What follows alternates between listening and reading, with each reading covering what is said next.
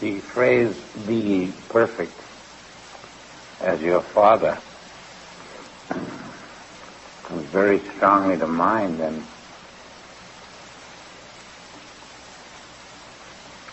you say to yourself, or at least I do, how can I be perfect as my Father? My Lord, aren't they expecting a little too much?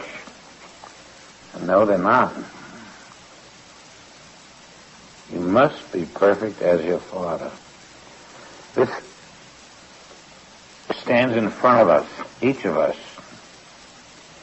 God is saying to you and to you and to you, be you perfect. Just perfect in your concept for what perfection is, but as perfect as your Father is perfect. And while you're shaking your head, going away mystified, wondering how in the world, how many centuries will it take me to do that? And can I do it in 10 centuries? It doesn't seem possible. And yet the Father says, be ye perfect as your Father.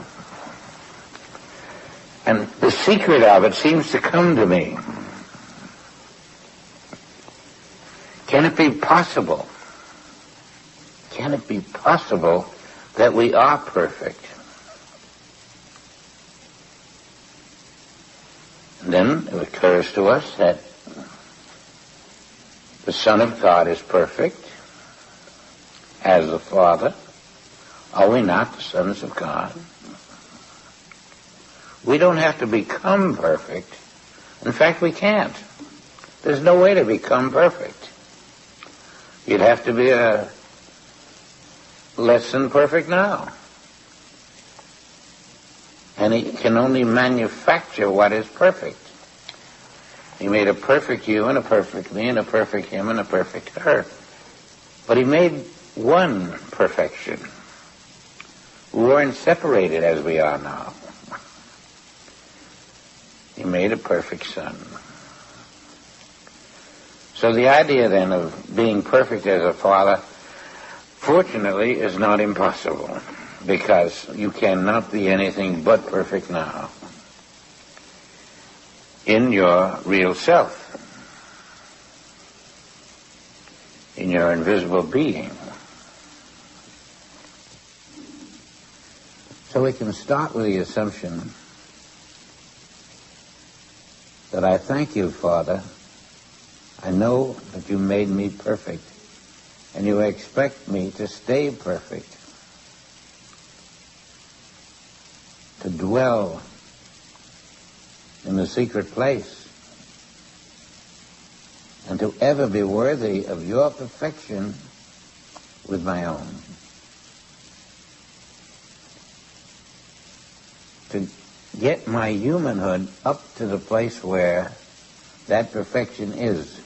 And the way to start that is to get the humanhood out of there. It isn't here. It's a concept in every possible way, from the moment of birth to the moment of death.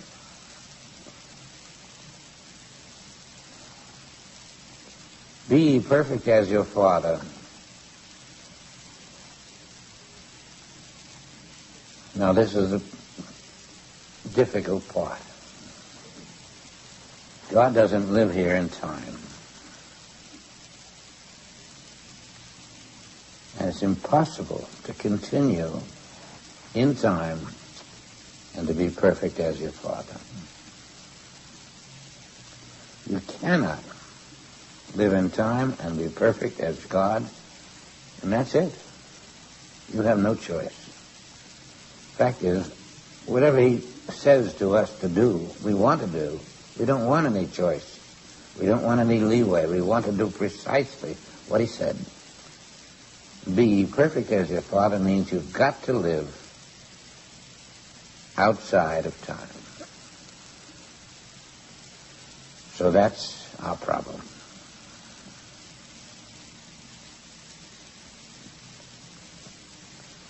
In time, everything is trying to be perfect, but it can never make it.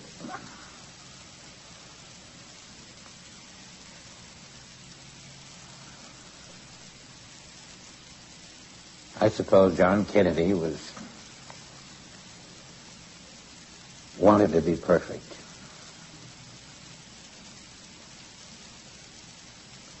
He also wanted to be a good president. Some people think he was a good president. But he didn't strike me as being perfect.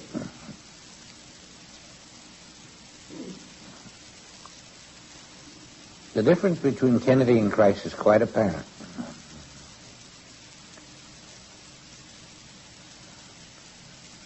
And I think we may not have realized what happened in the Christ life. Kennedy was selected by the mafia for a quick departure. You might say Christ was too. It wasn't the mafia, but it was some group that felt he was in the way. They looked him over and they wondered how they'd get away with it and what they would do and how they'd do it. And anyway, they came to this trial by night where they just went through the charges in a hurry and that was it. Then they went to the next one who was ahead and he did it just the same way. And then they went to the third one and there he was. Crucify him, let's go. Let's get it over with before people get wind of what we're doing. So in the early morning, they crucified him. Now that's what I want you to look at very carefully.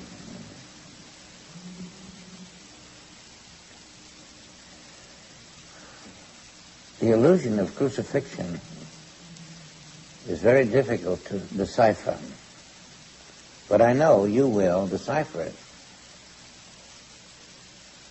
The crucifixion was an illusion. They put up the man they called Jesus. Then they got the centurion to do his job, and they gave him every bit of an execution as they had given all the others before. But they were not capable of getting what they wanted in the result. And I'd like you to see why.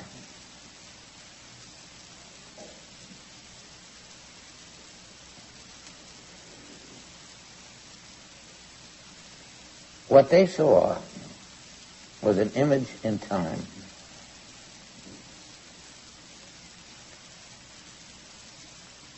And they crucified that image in time.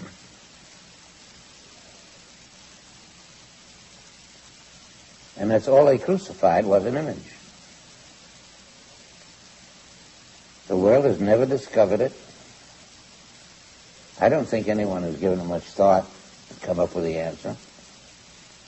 You may be the first tonight, because the image in time that they crucified was dead to them. They buried it, so forth.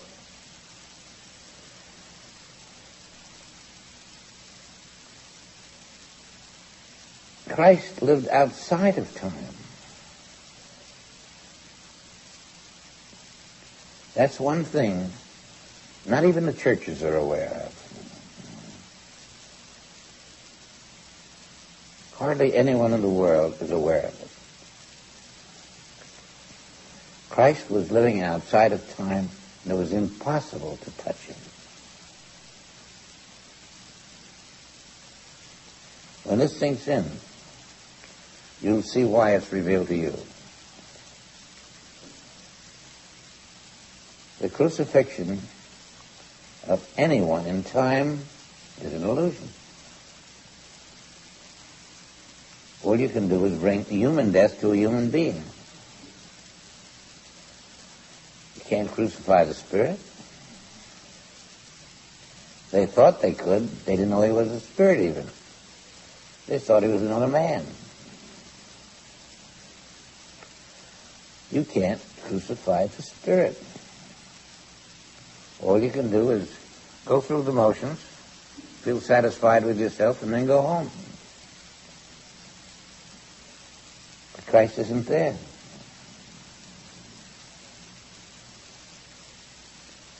It's an invisible wall between spirit and the flesh.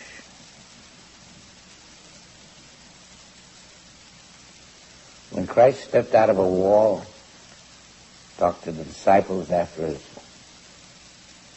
so-called burial, this was coming out of the illusion back again into form.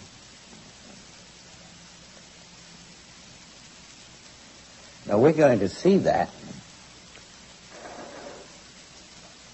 and we're going to try to duplicate it. Not tonight. You'll spend your time, and I'll spend mine, getting out of time. Because if you try to duplicate it in time, you will not. You'll have to be, as Christ was, timeless.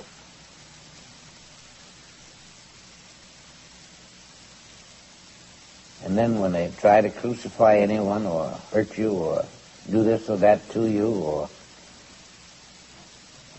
even a simple thing that they want to do to you, there's no way to get to you because you're in a different dimension.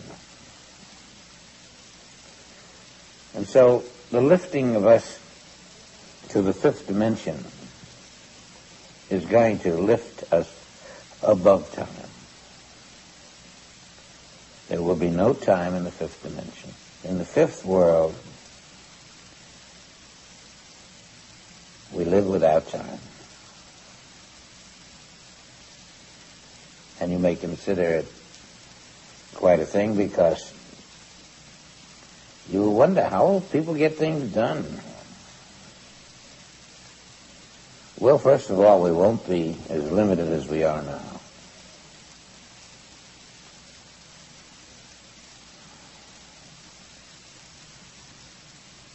You won't have a million years in your way anymore.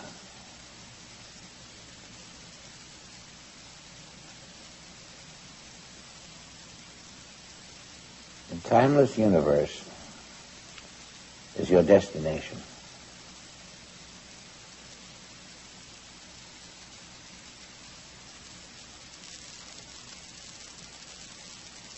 How do we prepare for it? What do we do? Besides all the things we've been trying to do.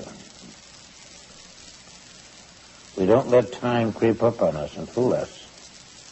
We get rid of it if possible. And if you don't get rid of it, you'll find it does creep up on you.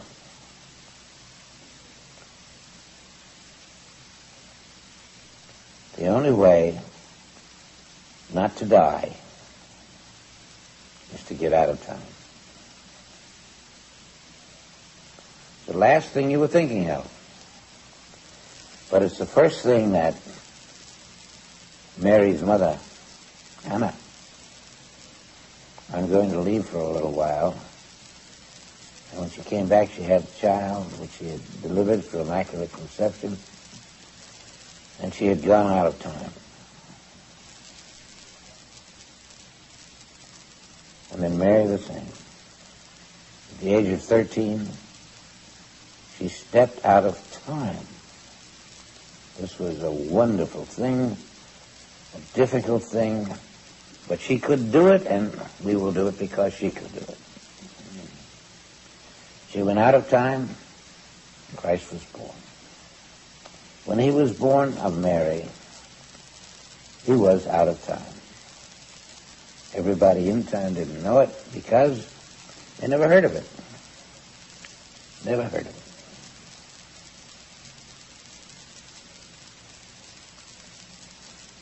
And so it may seem strange that the world hasn't heard of it, but it's only in this world, the four kingdoms. In the fifth world, I suppose everybody knows it. And that's where we're going. We're going to learn how, in a measure, you can't just step right out of time. Nowhere to go. You don't know how. I don't know how. We can't do it that quickly, but we're going to learn how to step out of time. And then when we learn how to step out of time, we got to go one more step. We've got to learn how to stay out of time. And all of that is dependent on a lot of things. And we'll go into what Jesus did to do it. We'll see, first of all, that you have to be in a body not like a human being.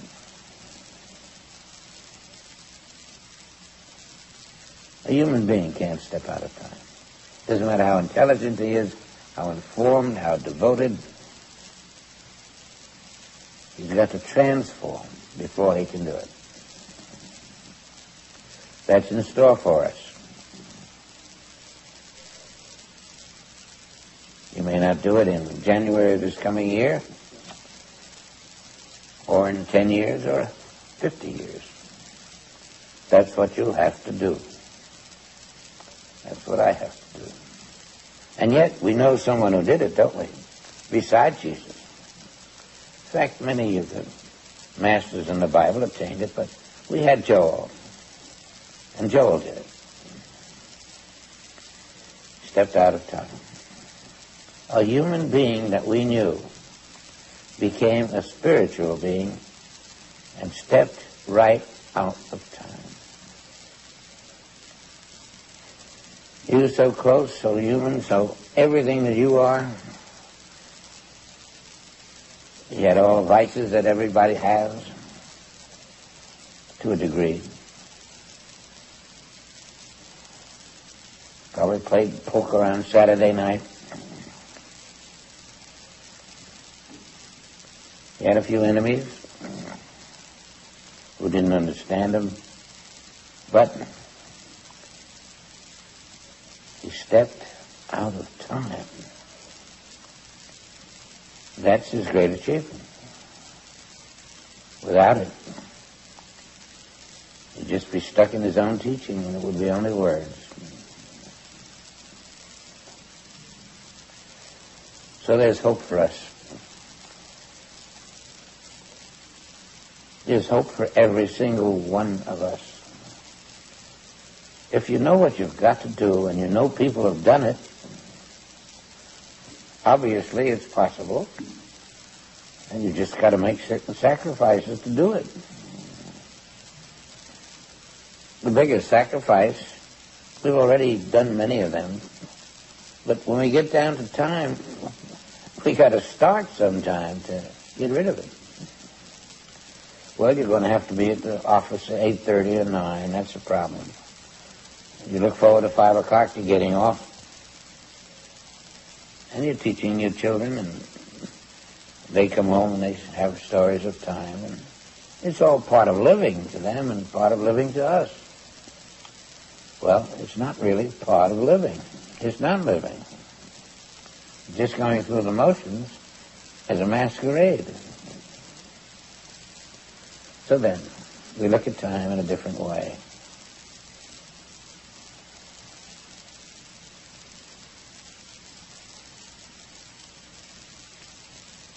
How much have we prepared for this? Have we ever thought of what we're going to do to step out of time? Do we still think it is kind of silly to do it? Can we tell anyone that we want to do it? What do we think about it?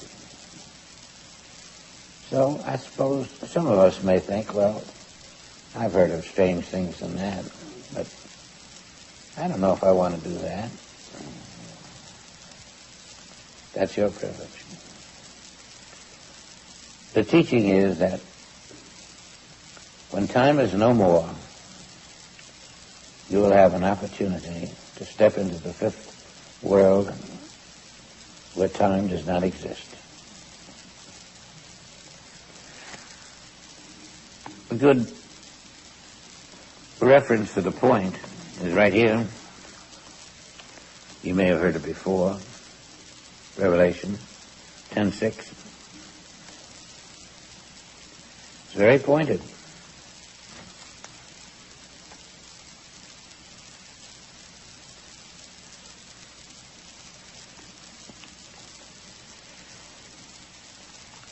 It's talking about an angel stepping up and swear by him that liveth forever and ever, who created heaven and the things that are therein, and the earth, things that are therein, and the sea, and the things that are therein. Who said?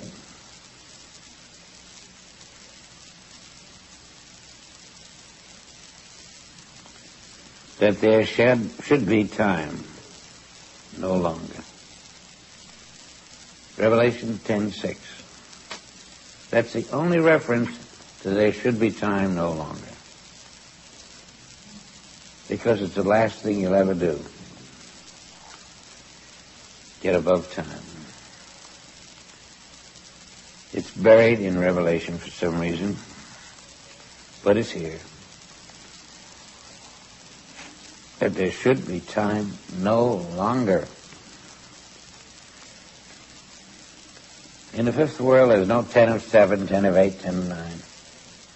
There's no hurrying to get to work. There's none of this and none of that. There aren't even 24 hours a day. There are no days. There are no weeks. There are no months. That's all time. There are no years. Imagine living that way.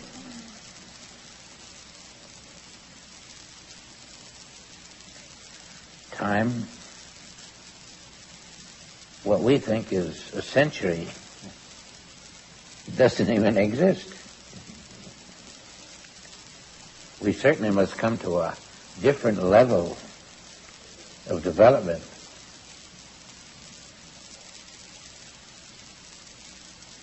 We're all wizards. We'll figure things in instantly. There's no problem to anything. Now that's called the fifth world, but it's the soul realm. It's the soul realm.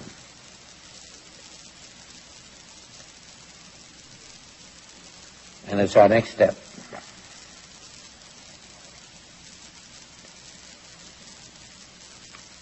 So it's a good idea to start thinking now, if I live in my soul, it'll be too late when I get there to start. I better start here. And you'll see then that a lot of the things that your mind thinks are real are confiscated. Because the mind only knows what the mind knows. It may be a great mind. It may win all awards for its scope and its penetration of facts that it has known. And you may be proud of your mind and of your son's mind.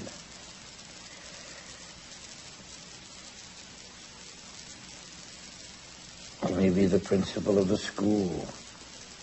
All that goes behind us. We're not interested in anybody's mind. Even Einstein's mind. We're interested in the soul because it alone is capable of existing in the fifth realm. The fourth realm is the one we're in.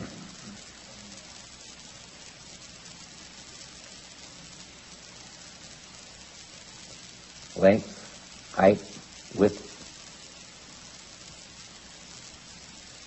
dimensions, everything figured out to a certain level. We can understand it all. It's all gone, no more. In the fifth realm, man is finally free. He doesn't know a single thing about dimensions, about the rate of doing this is against the rate of doing that. He is a free soul.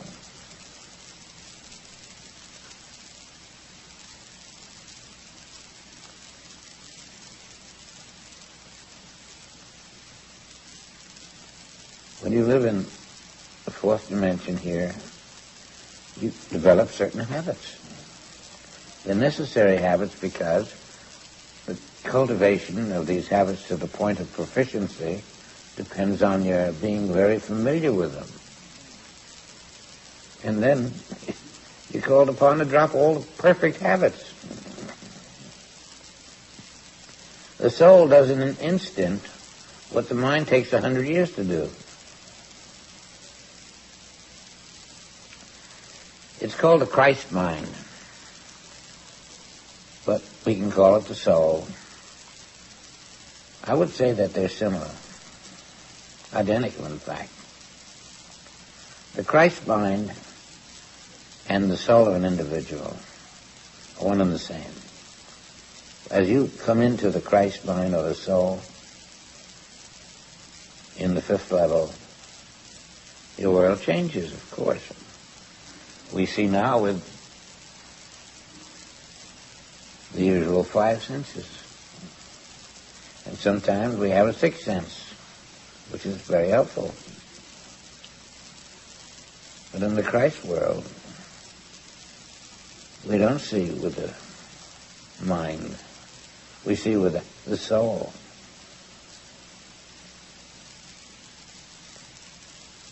And then you say, well, if you see with the soul, what are you? How developed are you? And the answer is you're quite young.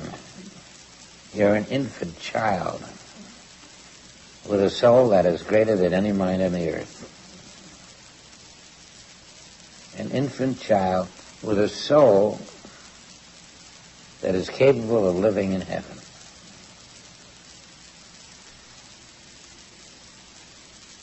In the kingdom of God, where what do you know? There's no one there to commit sin. No one. And all the riling we do against sin is part of the masquerade. When you measure the distance that we have to travel from what we are to what we will be, you find that it would be impossible. How could I do that, get there? There's no way I can manipulate or even be taught to do that. And you're not going to be. You are there. Right this second, you are in the fifth world. Right this second, you are in the sixth world. That's the spirit world. The soul, the fifth, spirit, the sixth. Right this second, you are in the seventh world. You cannot become it. You are it. You're simply not aware of it. The soul will find the spirit. They will become one. This is development from the level we're at. And in their becoming one, the child will be born. And the child will be in the seventh level. And each child born is the same Christ illusion. Until it is born in the seventh level, and then you are the Christ. That's the way it goes. What you do now determines how quickly you get there. But you see, it's already done, because God isn't building human beings and then building them into angels and then building them into something else. God's work is done. And us, in the level we are, slowly become aware. And as our awareness increases, we discover we become what is known as the fifth world or the soul, but we only become what we are. As we discover the sixth world, we become aware that we are spirit. And finally, we become aware that, oh, I am the Christ. And then we are. You have all of that knowledge to draw from now, in this world, to facilitate your leaving the ignorance that says I am immortal, and it makes the other impossible to reach because mortals can't go anywhere. They're the only ones who appear to die. Now when you're in the fifth level, when you're outside of time, and you can do it from here, you'll find there's no death reported. No one's going to come around with a chart saying these have died and these are living. There's no death report. There's no one has died in the fifth, sixth, or seventh level. And to learn about this in such a way that it makes an impression on you, that you may be certain of the fact that death, mortality, is only a human experience. It's not a fact because the human, you've got to hear it, the human does not exist.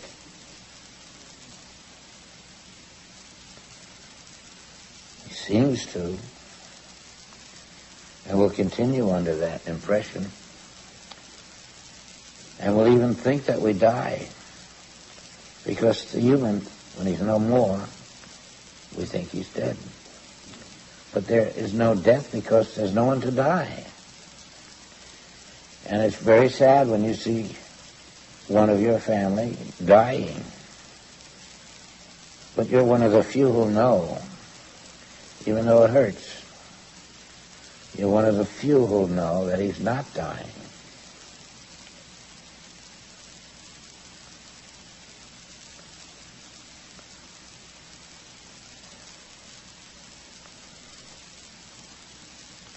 The evidence is very convincing when you get it, the things that happen. And then you see what I was sad about, almost ready to commit suicide about, never happened. Now that's part of your teaching. You've got to learn to come above this so-called unhappiness. Now every disease that you have is only in the world of time. If you were out of time, you couldn't get a disease. No one in the world of timelessness is under a disease. It just doesn't exist. It's only an illusion that it exists in this prior world.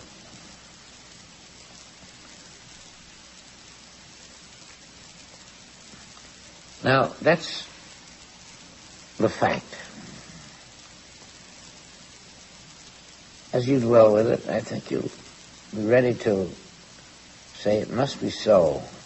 I don't see any other way that it could be. You can't go on dying. What kind of a God are we thinking about who makes imperfect people who have to go to hospitals? I have been fooled, that's all. I have lived with the illusion of imperfection. In truth, I would know nothing about it. What kind of a God would kill a mother who's in birth, or... It sounds stupid when you think about it. It doesn't happen. It happens in the world of make-believe, which to us is the true world. But here and there, someone comes above the world of make-believe and says, you mean my mother didn't die?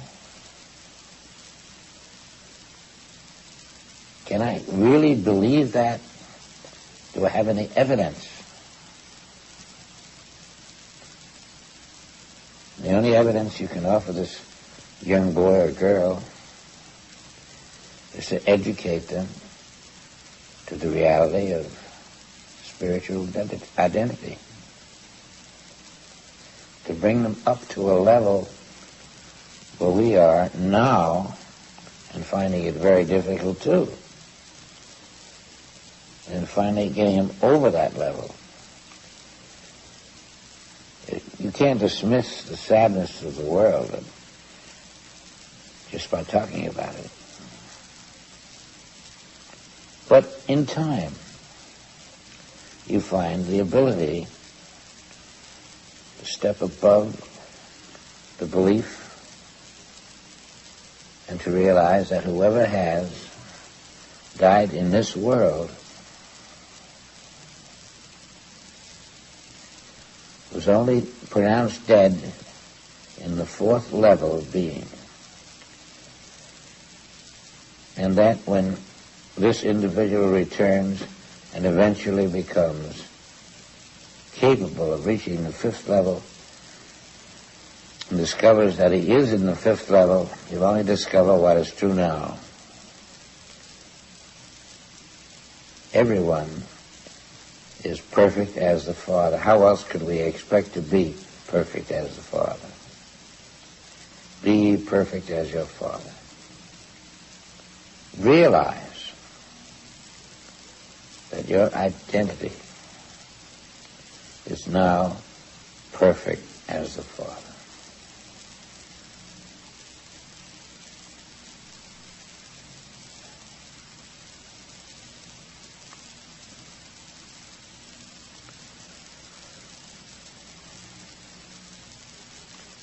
So we shall meditate and try to realize that our perfection doesn't really even depend on what we do. We were created in the perfect image and likeness of God.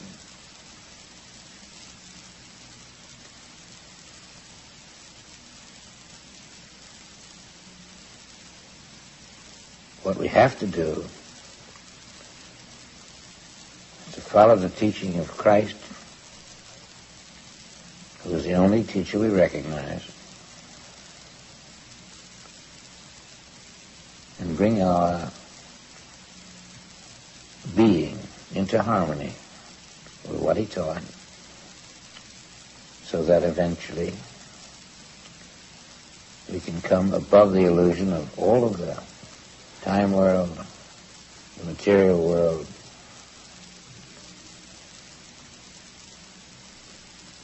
the illusion of even goodness or badness, every possible illusion in the human world, and step over that line into the kingdom of heaven.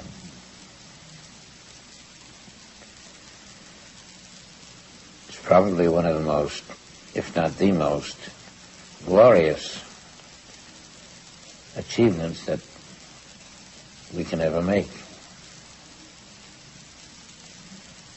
And when we have discovered it, there's nothing else we want to do, because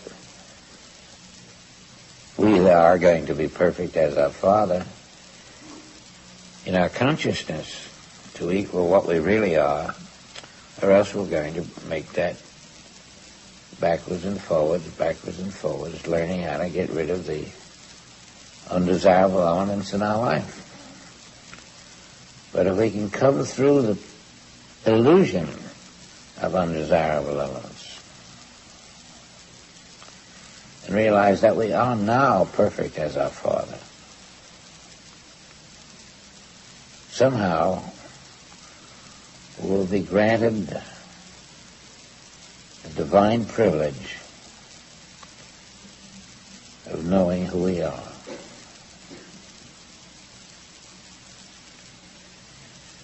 Anyone you meet is perfect now.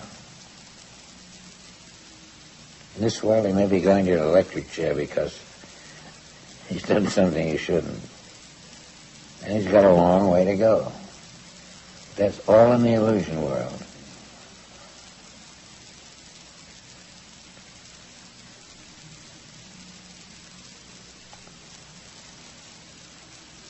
I think we have a head start on what we must learn, how we'll go about it. And some of the truth we know is aiding us in developing the courage to face the problems we face, all illusory.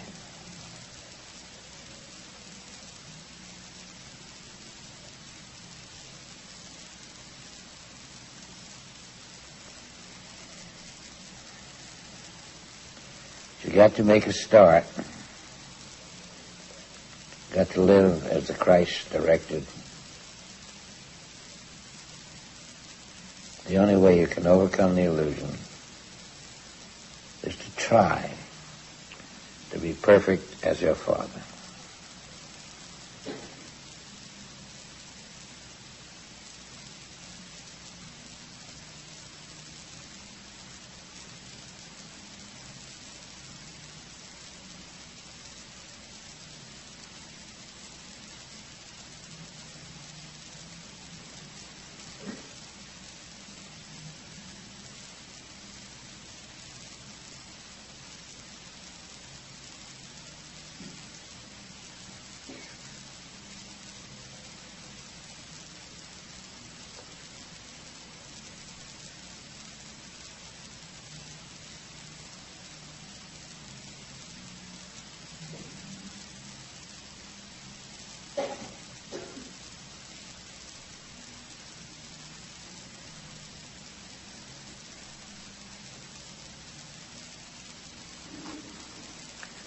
When you reflect for a moment on what you would have to teach someone else to come up to our present level,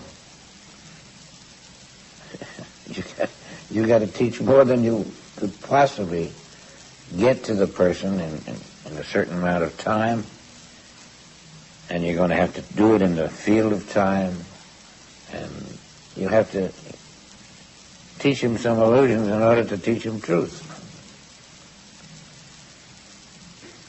It all seems kind of impossible. And I feel that we could count our blessings because, in a sense, we're on a mountaintop, looking at our past.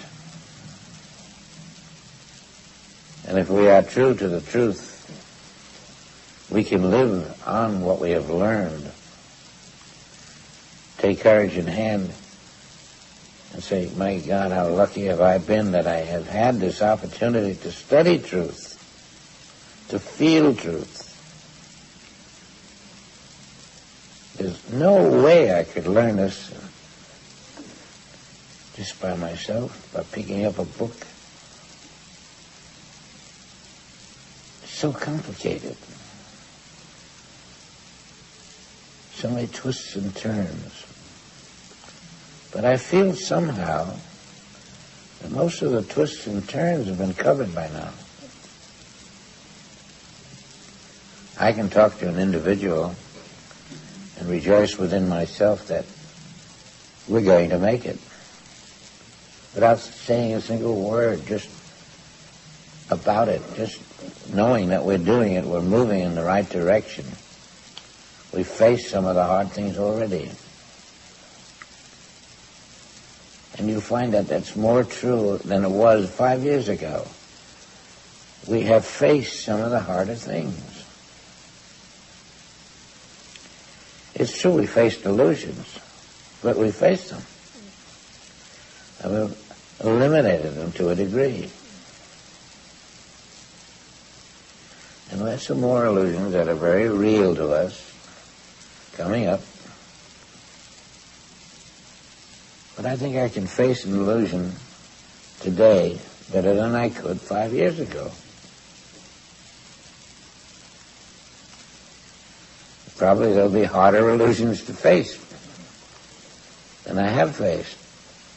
The point is that education has been spiritual, not factual, so that we are more equipped to walk in the world and not be seduced by many of the things we see, hear, feel. My ambition will lead me astray.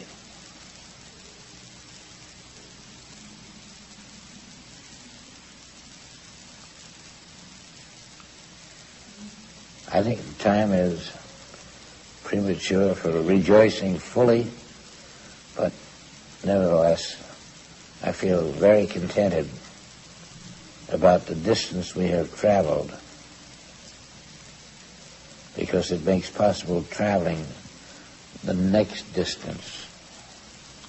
And I know it's an illusion. We must find within ourselves the soul.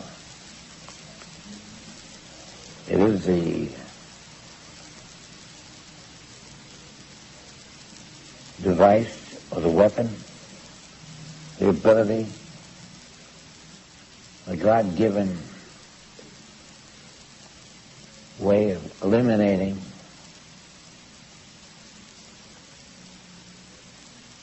the errors of the mental world, of looking out on the first phases of the kingdom of God.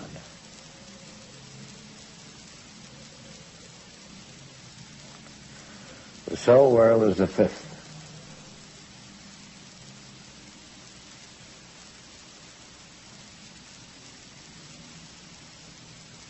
The spiritual world becomes the sixth. When you reach the seventh, you have no place to go. You have arrived. You are living in infinity.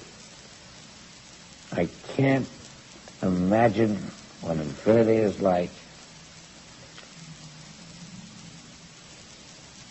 I can't imagine a universe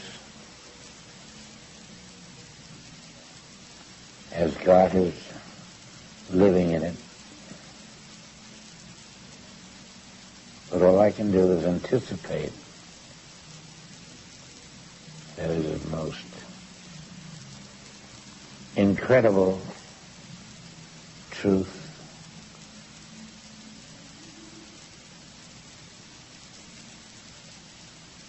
Just to think about it. Try to detail some of it. Staggers your mind.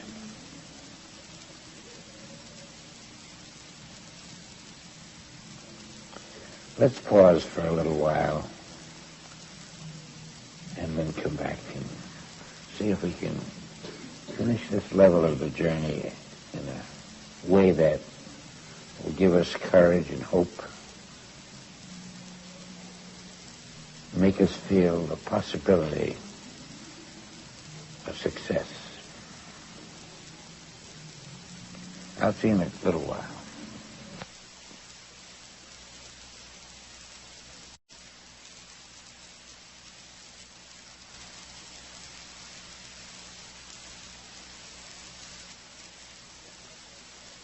Get back to a close.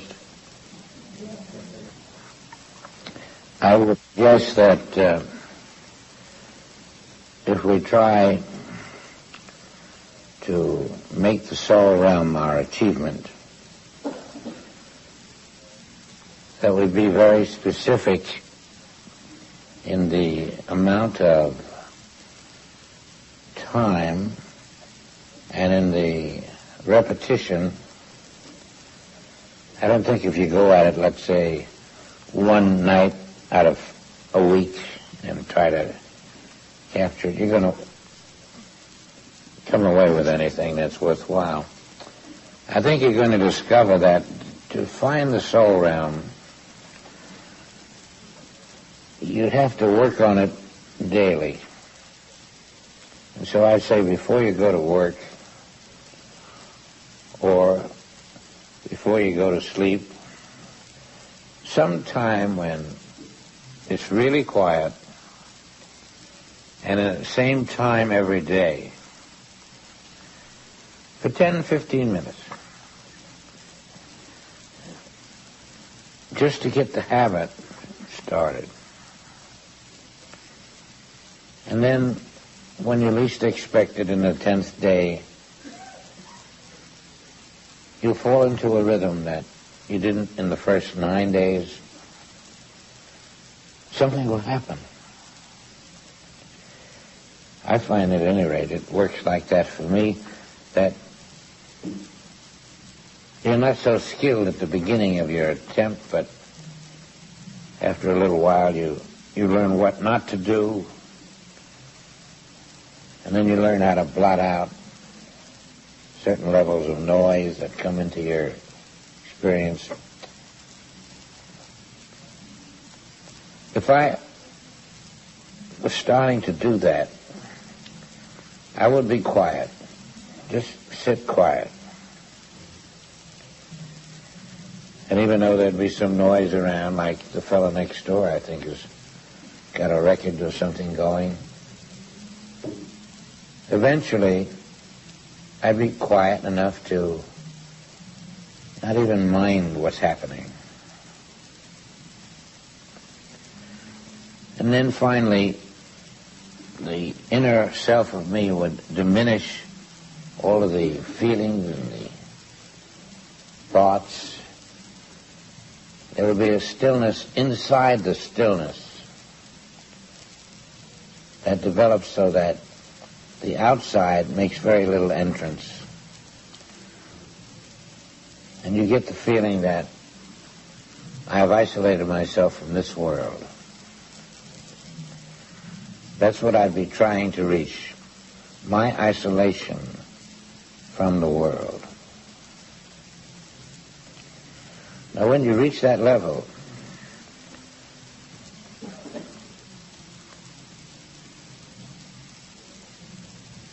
you're in a position to be more alert to what Spirit is trying to tell you.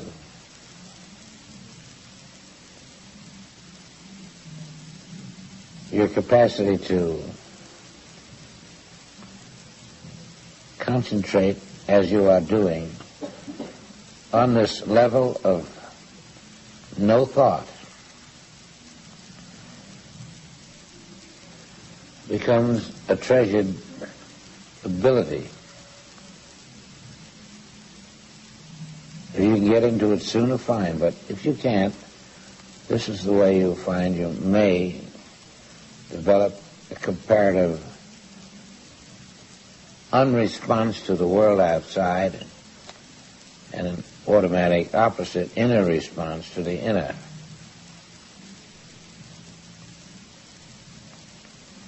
It takes about 10 minutes to get yourself perfectly silent. So in all the world, there's only your silence as far as you're concerned.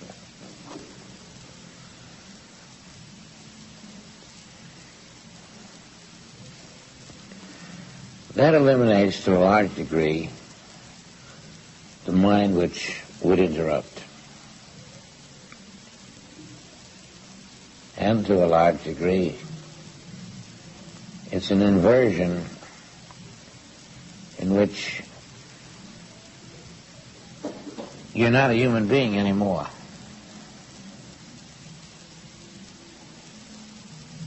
You're open. Something can enter. Something from the Father. Something deep. Something relevant to what you're trying to do. And you're saying by your silence, by your inversion, by their concentration, by the emptiness of thought. You've got to be empty of thought. You're saying by this, Father, I'm ready for you.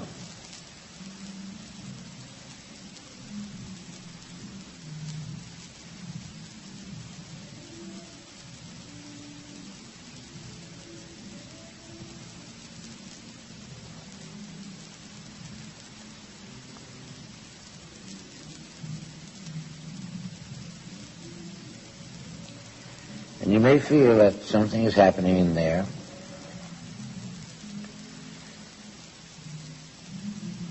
It can speak and blot out everything in the world around you.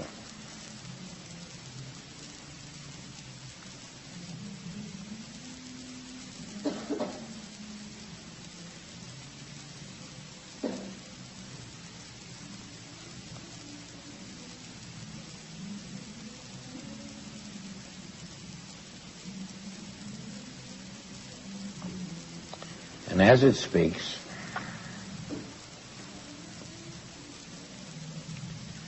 it also quiets you even further and enables you to hear deeper than the ear. That information which comes to you doesn't come through an ear or your brain. Your brain is out of the way, your ear is out of the way. Something comes from within you. It may not be the still small voice, but it'll be some type of information, even just a feeling. And that will deepen, so you stay there.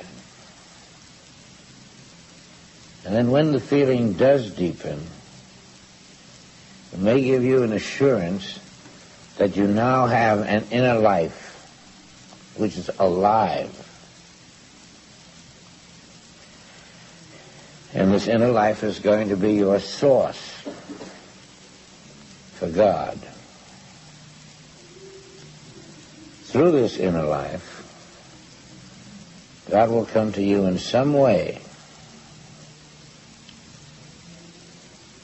that will carry you along a bit further than you have been.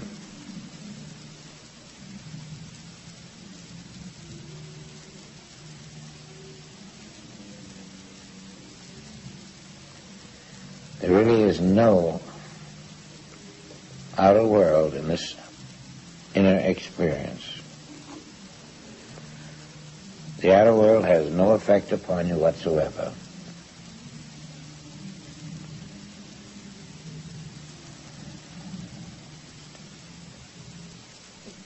Now, what happens in this inner experience will depend upon the degree to which you have developed this capacity for going within. Now, let's say that the thought comes to you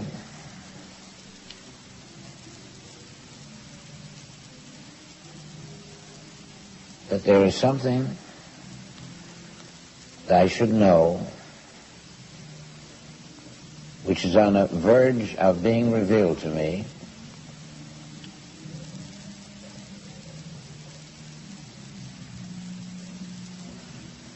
and it won't necessarily be about the things we've talked about just now or before. Whatever happens is what happens. But it will be a thought that is not a thought. An idea that expresses in you, and you recognize the idea as not something that you dreamed up. You didn't conjure this idea. Where did it come from? I don't know.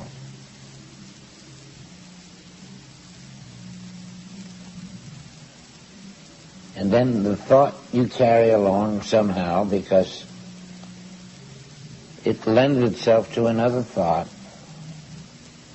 which is not coming from your thinking mind. You recognize you have reached a level of no thought,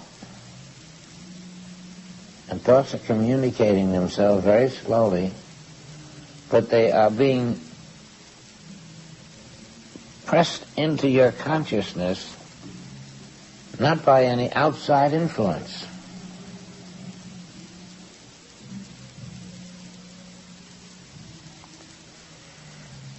And in a moment, you suddenly feel delivered from the thinking mind. The thinking mind at this point doesn't think. But still you are able to develop higher thought unconsciously.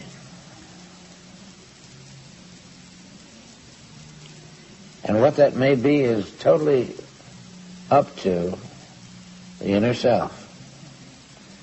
But you reach a point of communion which your mind is frozen. Your thought processes are not working.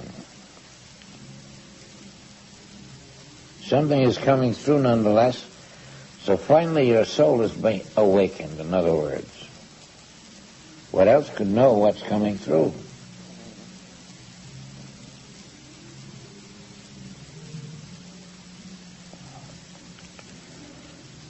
You may suddenly find that you're out on the shore, you don't know where it is.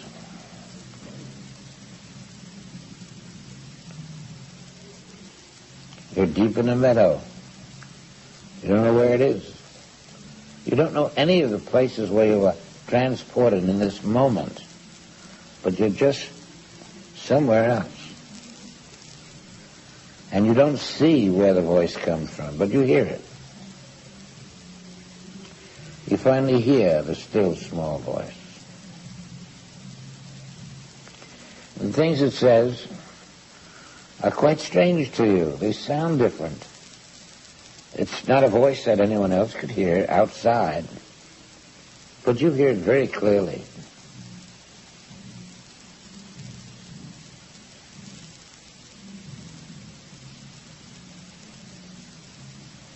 It says, I want to impress upon you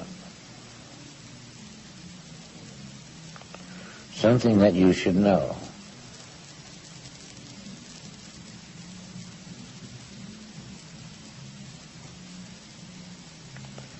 I want to impress upon you that whatever I give you here, inside,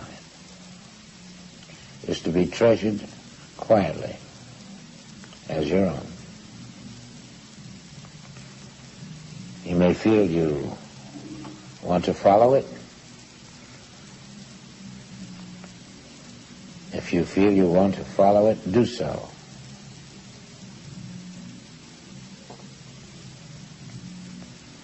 And it may lead you to something you had neglected at one time, something you felt at the time that wasn't too important. But now it's saying it was more important than you realize.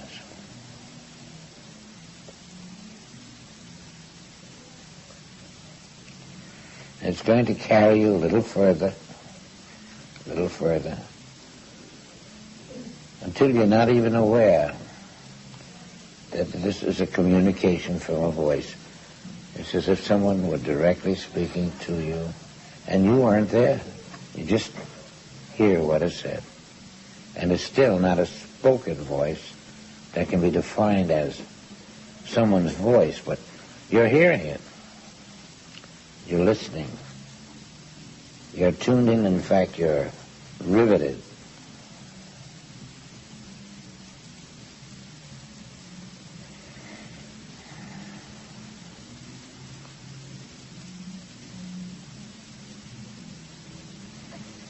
Suddenly the impression may come that you are not a human being. In fact, the voice makes it clear. He calls me son.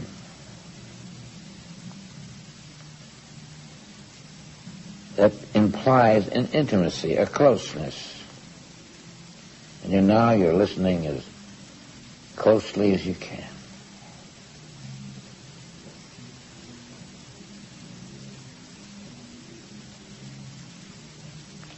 Son, it is your function to know me aright. You're all ears. How can I know you aright? You can't know all of me aright, ever. But you can know something that I want you to know.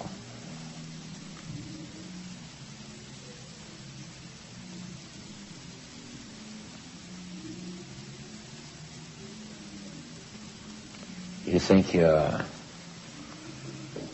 have a problem in your heart. You have, but not in your heart. You have a problem in the mind that still lingers. The problem is in your mind, thinking you have a problem in your heart. The heart needs no clearance. The mind that thinks the heart does need clearance is where the problem is. And as yet it's still a superficial problem. See that the Father could not give you a heart. Neither a heart that has a problem or a heart that hasn't a problem. You do not have a heart.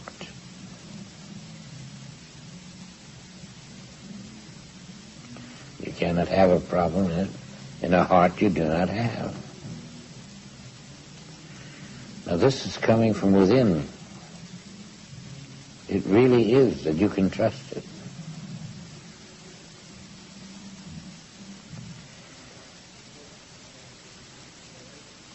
Try to see that where you consider your heart to be, there never was one.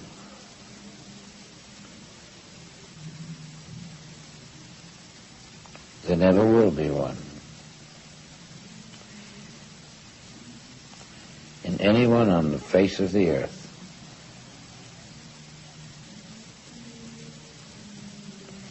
See that everything you think is wrong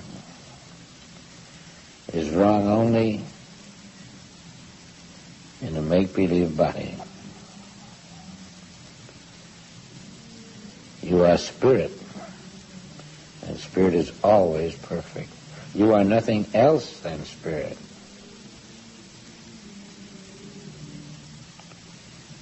And presumably, if these words are heard by you,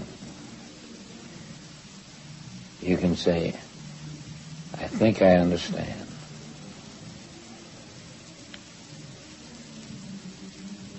Is the message over? The message is over. Every problem you think you have in your body is not in your body at all.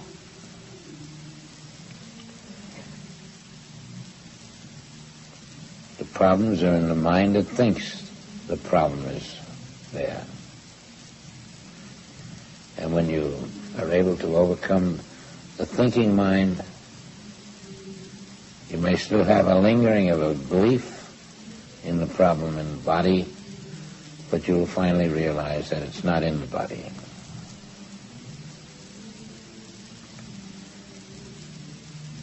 You're beginning to loosen up, to be free. Now, this started out as a make-believe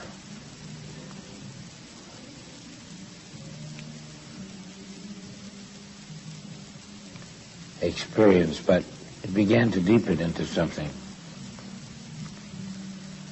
And that's how that will happen to many of us. The problems will be freely discussed by the Spirit. And as you find your mind has isolated you from all thinking of the world, you'll be able to get good clarity on what comes in.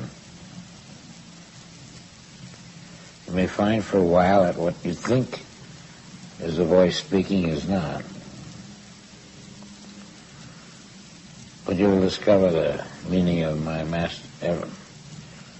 My son hears my voice.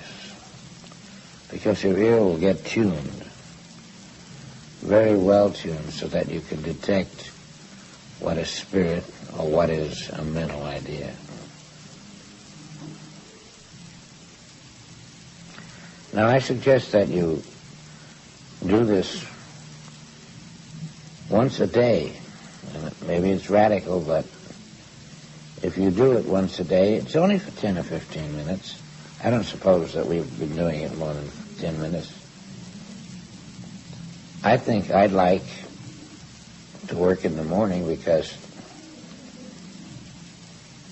you're fresh. You probably have no outside influences at that time. And I know it's silly to suggest to you that you get up at 5, but Joel used to get up at 3 a.m. Of course, he didn't go to sleep much because he had attained a certain degree of freedom from everything. Anyway, if you get up at a time when it's real quiet, you find your concentration is quicker, the results come quicker, and become so exciting to you that somehow you don't want to give it up. When your message has been delivered, or if you have none, you want to stay there anyway.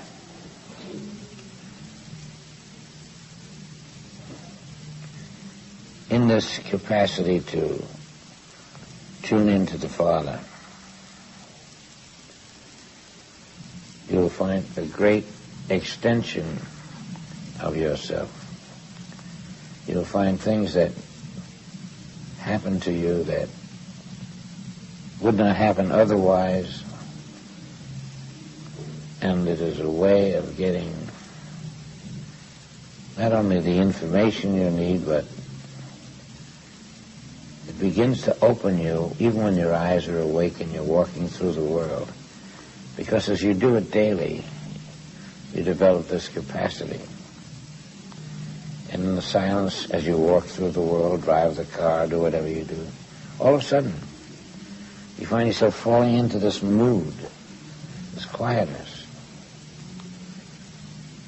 And it's a very beautiful thing when it happens, because something happens that you wouldn't hear otherwise, and it isn't from a thinking mind.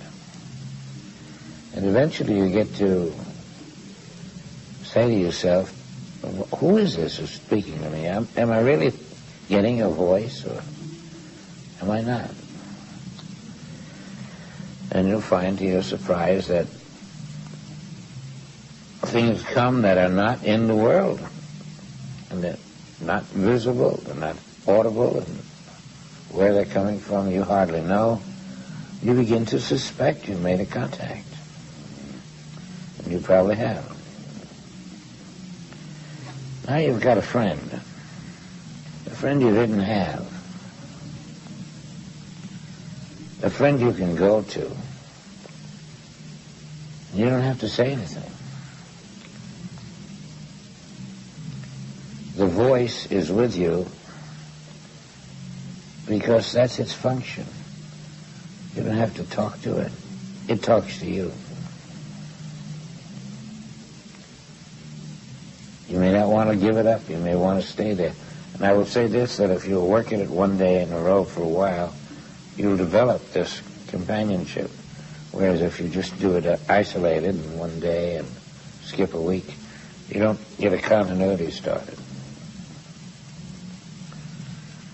You may not find it very easy because it is very hard to establish the contact and feel right about it. But when you do feel right about it, I know this, that there is no place in the world where you can get the information you want better than this. No place in the world. Somehow this impersonal spirit inside is not going to flatter your ego. It's simply going to tell you spiritual truth. Do this, do that. Rest in the Word. Be still. It'll always be talking in slight little syllables. And then one day,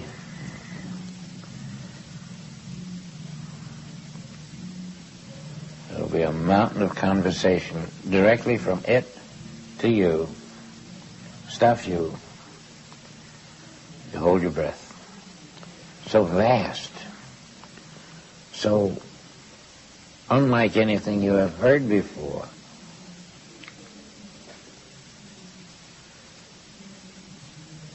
Maybe your imagination, but maybe you will find to your surprise that you have been taken out of yourself. You're now listening from the inner self to a voice from the Spirit itself, and every word you hear will be direct from God. Don't ask me how it happens, but it does happen. And God will tell you what no authority can tell you. And after you hear it, you'll say, I see, I understand. I'm flattened by it. I'm flabbergasted, but deliriously happy. Thank you, Father. When you establish that relationship, you will find, if you continue, it is for life, not just a day. It won't happen every day, but you'll find you have a compelling feeling that when there is something to be done, to be said, to be detailed, when I'm supposed to do something I wasn't intending to, when I'm supposed to hear something I should hear, if there's something pressing, whatever it is, I can depend on this voice as I can depend on no human being. It will be specific, and it will always talk to you in such a way that you would never have dreamed of saying these things, because they will be said in a different way. The logic will hit you as irrefutable. And always, when you go to perform what it says, you will discover that you didn't know this could be done. And the Spirit knew. And you did what you were supposed to, you think. The Spirit will say no. But the Spirit will guide you into doing what you're supposed to. And you will be living in this incredible truth that comes from within. If you are serious and want to find your inner self, this is one way to go about it.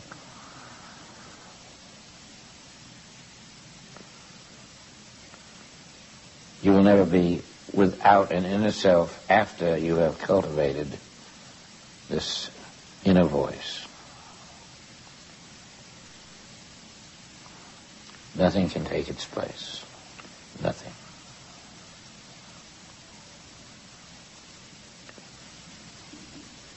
The first is a shock.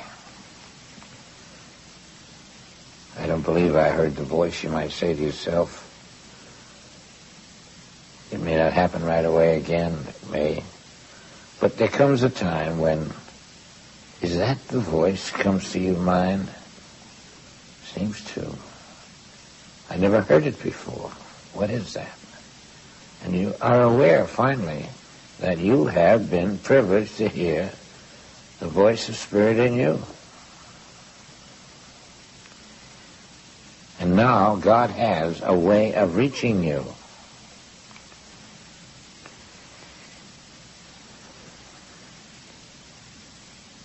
And the moment you start living in such a way that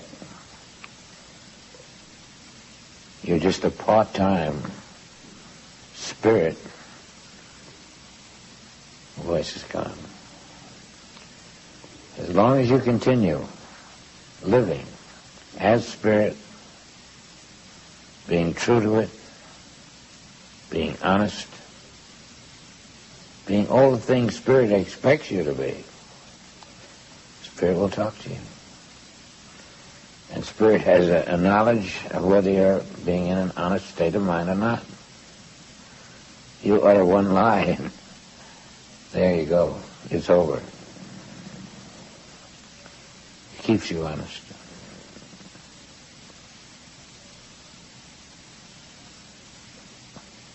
I think it's priceless. I know there's no substitute. I know anything that you have to know will come to you. It doesn't matter what.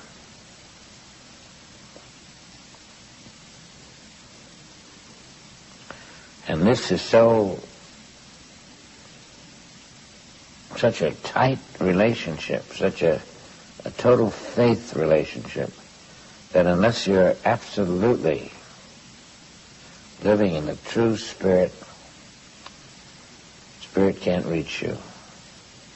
It can only reach you if Spirit is your name in your mind, Spirit is your name, your soul is functioning, you know who you are, you know who you're talking to. Spirit will come to you, but you must be true. Absolutely true. Of course, when it happens, you know it's without price. You know there's nothing you could do to influence Spirit to speak to you, except the knowledge that you are pure Spirit, and that you have no desire to color the facts given to you or to change them. You are simply the receiver of what the Father offers you. I hope I made an impression on that point, because I like to see these relationships begin if they haven't. I'd like you to see that there's a whole new dimension, an infinite dimension open to you. You will learn far beyond you ever dreamed possible.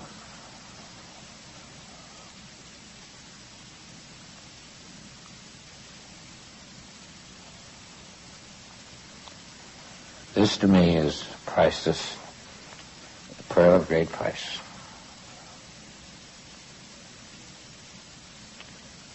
I know anyone who is listening to the inner voice can be trusted down to the last degree.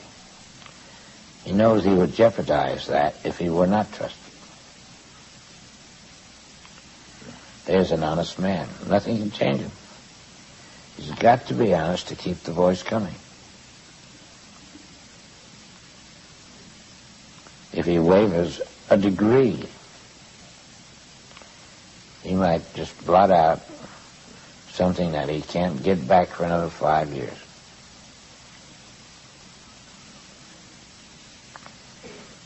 That's why honesty is important. You can fool people, but the Spirit of God is not that way. So you've got to be dead honest. I mean, and that's truly not just honest so that you say the things that are honest, but that you're honest with yourself inside. Spirit has a way of knowing what you're made of, because you're made of Spirit. And if there's any way that you are straying from the Spirit, Spirit knows it. Isn't this a beautiful thing that it's available, that it's here, that anyone can reach in with a degree of purity? I didn't say to the man last night something that I shouldn't say and something that was false. I didn't do this on my account at the bank if it wasn't true. Nothing I did, said, showed any kind of falseness. And then Spirit comes to you. Even if you're wrong, that's different than being untrue. If you're wrong, Spirit will correct you. It's that simple. But you've got to be perfectly true. Spirit can't deal with anyone unless that's true.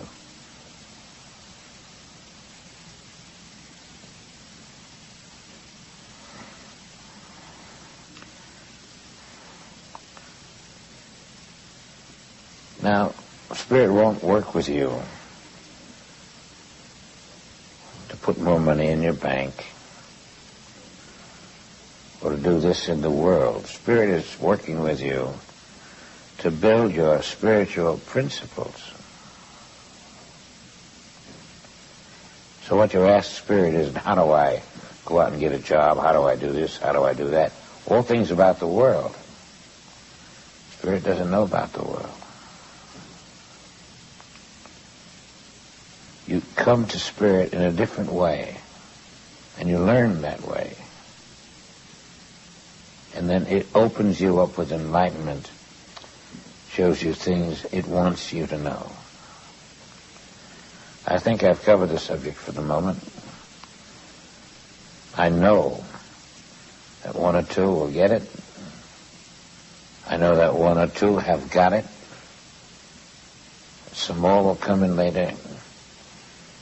There will be many, many relationships. And I know you will treasure them. I know you will come into, or have come into, this inner communication which opens up a whole new world of possibilities.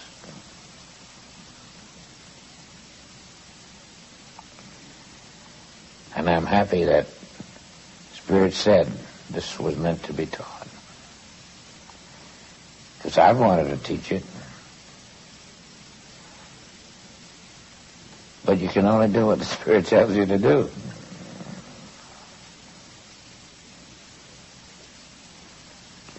Well, that's the story there.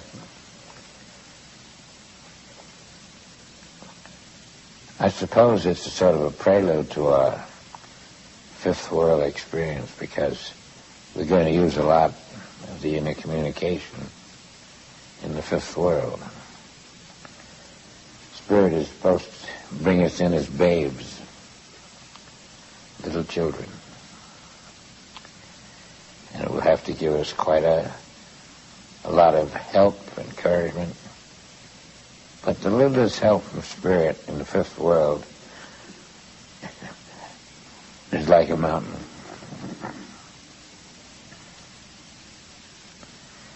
I hope you can feel that you're being prepared for something momentous, truly momentous, that you can't swallow it all. It comes at you with such a degree of interest and size and space and all the things that it amounts to. It unlocks doors. It leads you into secret places.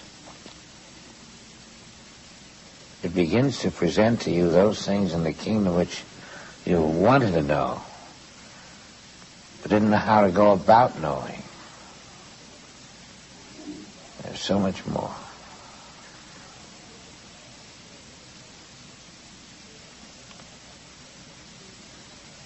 Now I'd like you to meditate.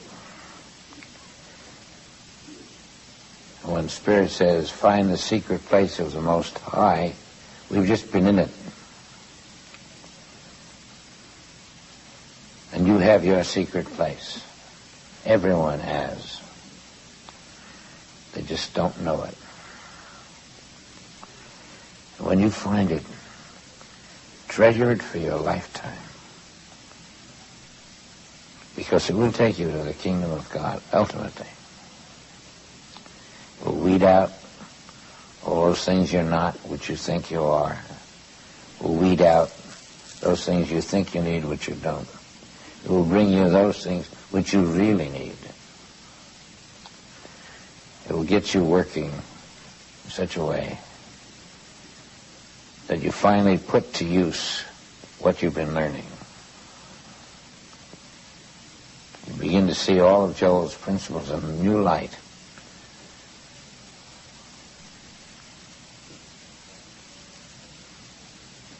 They're far greater than one has suspected.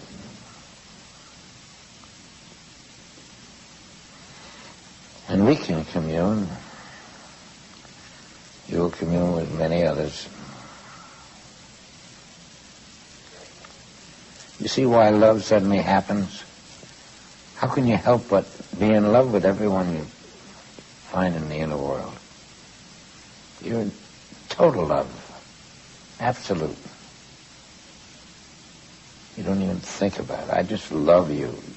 You love me. We deal in love. That is our function. And it's all of the soul.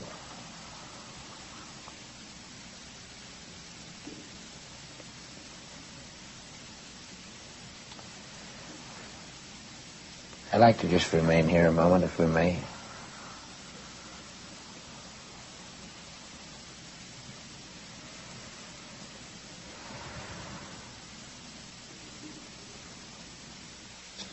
I hope some of this goes with you where you go tonight. I hope you have found that the secret place of the Most High has to be part of your daily work.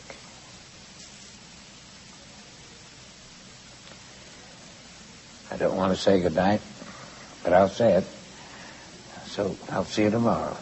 Thanks a lot.